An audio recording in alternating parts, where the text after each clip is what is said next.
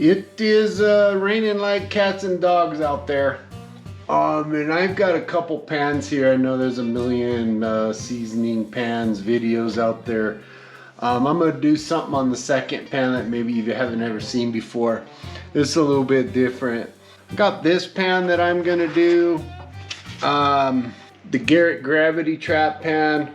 I'm gonna go ahead and do this one. I have not seasoned this one yet. I've got this XP pan that I'm gonna do also. It's got that snake skin here and all the other riffle sections. So this one I'm gonna do a little bit different than what you usually see. These pans, they come with this thin little layer of oil on them. And that oil, what it'll do is it'll make the gold kind of float. Gold's not supposed to float, but little tiny fine flat pieces, super light, yeah, it'll float and you'll lose it. So what you need in order to season a pan is going to be, you know, a scrubber like this. I've used a 120 before, 120 mesh. It seems to be a little bit too aggressive for me.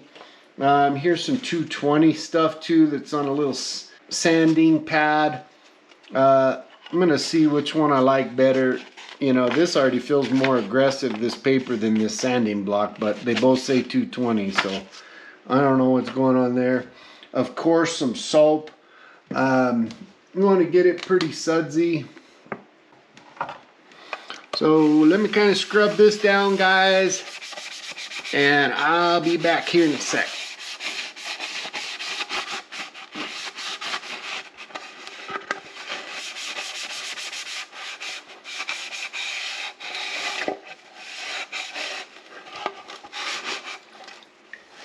A lot of people say, you know what, you don't need to do the backside. Don't even bother doing the backside. Don't clean the backside. Well, my kind of belief is that if there's still oils on here, okay, on the backside, and you're gonna go use this pan to go pan, well, what's hitting your panning water? The backside. And so those little oils can get in your water, and here you are panning, and you have compromised your water because you had oils back here. How many times is that going to be? Ain't going to be that many times, guys. You know, that ain't going to be that many times that it's going to compromise your water. Eventually, it's all going to wear off and fall out anyway.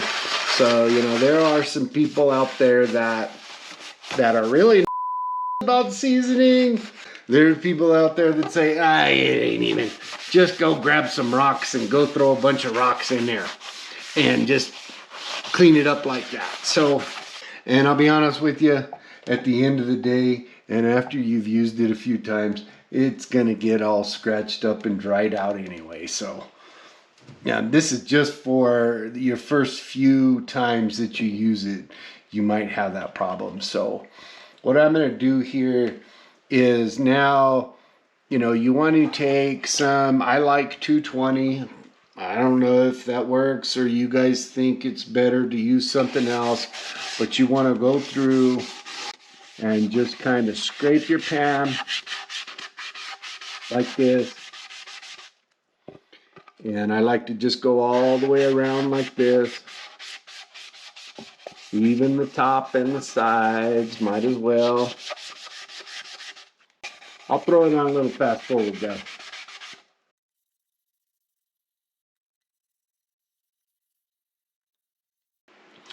Alrighty, so we got all the way around.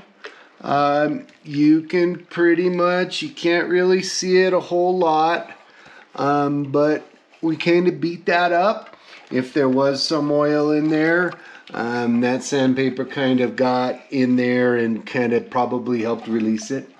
I do know of, this is crazy, right? So I know of two camps. One camp says, do not touch the riffles. Do not touch the riffles. Don't sit there and sand on them. Yeah, no, we're going to do that. You know, these pans, some folks, sometimes they get so stuck on some thought processes, but I season the riffles also. I don't see any harm with it. It's not like you can keep those riffles completely pristine. I want them scratched up a little bit.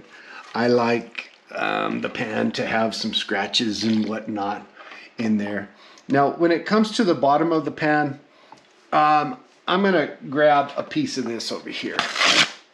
Personally, when I'm seasoning a pan for the very first time, I like to, some guys will say, well, I'll just go around in a circle like this, which is fine, I guess. It's just a personal preference. I kind of like to just go back and forth. Get my scratches here like this, because one, I'm gonna pan this way, and then when I'm gonna go back to clean out, I'm gonna pan this way. So I like my lines to be this way. It doesn't matter. It doesn't matter if you go around in circles, because guess what? Eventually, the bottom of this is going to have all kinds of scratches and everything every which way anyway.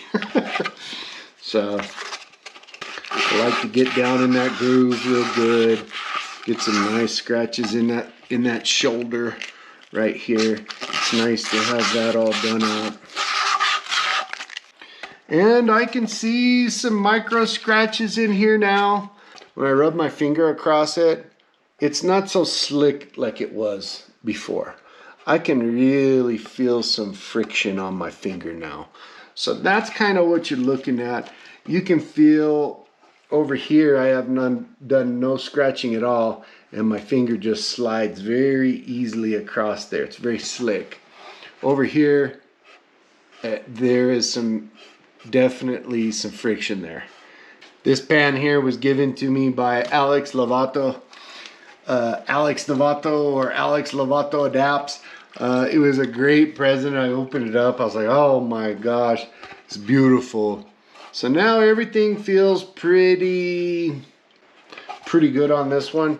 We're gonna move on real quick. We're gonna move to the next pan. Just to save on some time, but I will go through the back of this. I will sandpaper all of this too, and just soap it off again and clean it up real nice. But this pan, guys, right here, this puppy's good to go. Next, we're gonna move on to the XP pan. Give me just a sec, guys. Let me go put this somewhere else. It's sopping wet and I don't really have a place to put it. So I'll be back here in a sec. All right, so we're gonna move on to this XP pan. I've got one of these in a 10-inch version. I think this is the 14-inch version. It's the big one. This is a really good pan. I really like my 10-inch one. It has 4 stages, big riffles, smaller ones, slick plate right here. And don't know how well this camera picks up on the snake skin here. But you know, I don't want to go at this snake skin an awful lot with sandpaper, really. I will hit sandpaper here and everywhere else, but I'm going to leave this part alone for the most part. On the little one, I use salt and vinegar to clean that up. And I soaked it like I'm going to do with this one. I'll probably do the same thing on this. I use the vinegar and the salt and I make the slurry. And then I just lather it up everywhere. Let it sit for a couple days. That salt and vinegar dries up. And voila, it leaves the pan really dry to where the water doesn't bead on it. So, and I did that all just because of this snake skin, because I didn't want to beat that up too much. I'm going to sand the bottom of it with the 220 sandpaper after I wash it. And that puts a bunch of tiny little grooves all the way across. Well, you know, if the bottom of this pan is 10 inches across, okay, and I come in and I put a bunch of tiny little scratches across it, I mean, doesn't that make the surface area of the pan longer? If this is 10 inches, completely slick, or it's got all the little scratches all over it, doesn't that make the pan longer in a way? And that's what I'm kind of after, trying to get it to where the material has a longer way to go. So the gold gets caught up in all those little things. So what we're gonna do, I'll probably fast forward through this. Washing a pan with soap and water is the same as washing dishes all day long. Let me get in here. Let me get this puppy all lathered up real nice, and I'll be back. Enjoy. Alrighty, so got that all washed up. That should have most of all that little oils taken off. We should be good with hitting this with some 220 sandpaper now. I'm not gonna touch the snake skin piece. I probably could. Be a little hard to get in here and sand each one of these little riffles. I'm just gonna go right over the top. Ain't even gonna bother with it. These over here, I'm gonna kind of do the same because I'm gonna use that salt and vinegar slurry to get up under all these riffles. So that chemical reaction is gonna fix all that anyway. I'm going to do what I like to do, is put my grooves back and forth like this. There's a million videos out there about seasoning Goldpans. If you guys ever have any questions about it, you can hit me up, just email me. But you know, my channel is all about gold prospecting. So if I want to season some of my pans, I'll make a video of it. If I'm gonna make some snuffer bottles like these two, okay, I'm gonna make a video about it. If I'm gonna be welding plastic, I'll be making a video of it. So I'm gonna get all this scrubbed down on the back. I'll be back here in a sec, guys. Alrighty, so that should do. So this one's about done. Let me get this kind of dried off or washed off. Let me get rid of this tub of water. We don't need this anymore. Give me just a second, I'll be back. So on my little 10-inch, like I said, all I did on that one, I didn't even use sandpaper on it. I just dumped a whole bunch of salt in it like this. I put some soap in there too.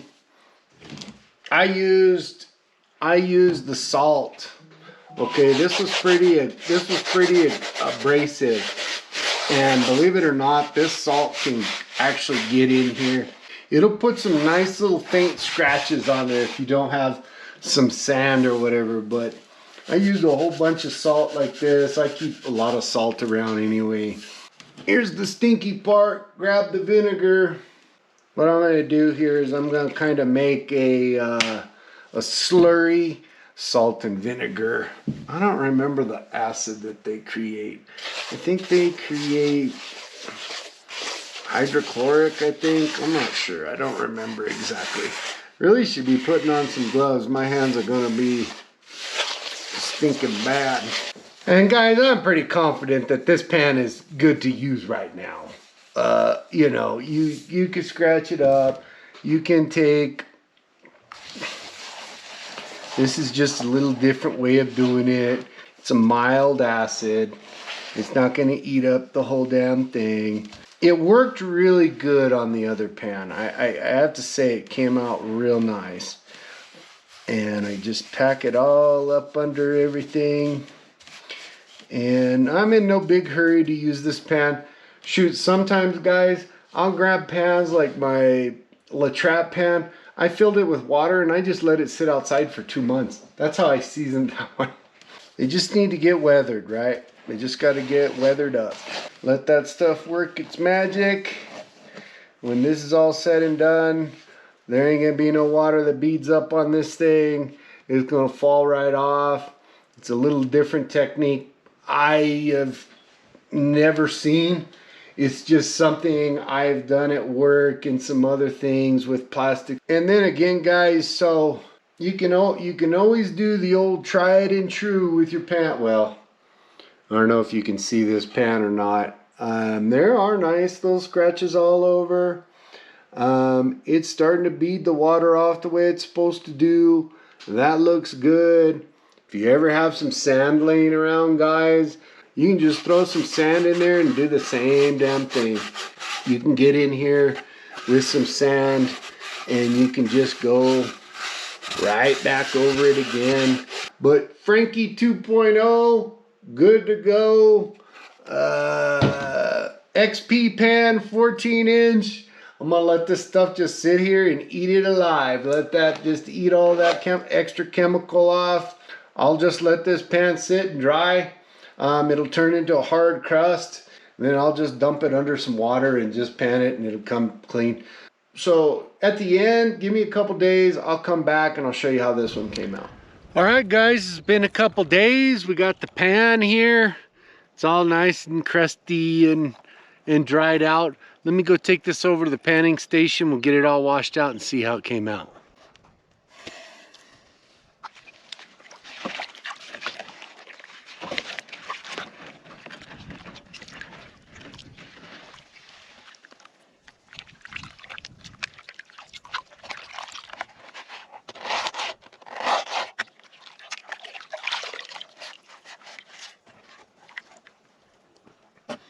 So I do not see it beating up.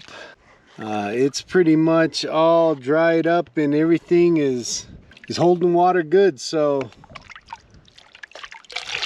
yeah, that came out pretty good. I'd say that is one perfectly seasoned pan. So guys, thanks for watching. That was a good little experiment. It does work pretty good on that plastic. That salt put some pretty nice little scratches in that pan.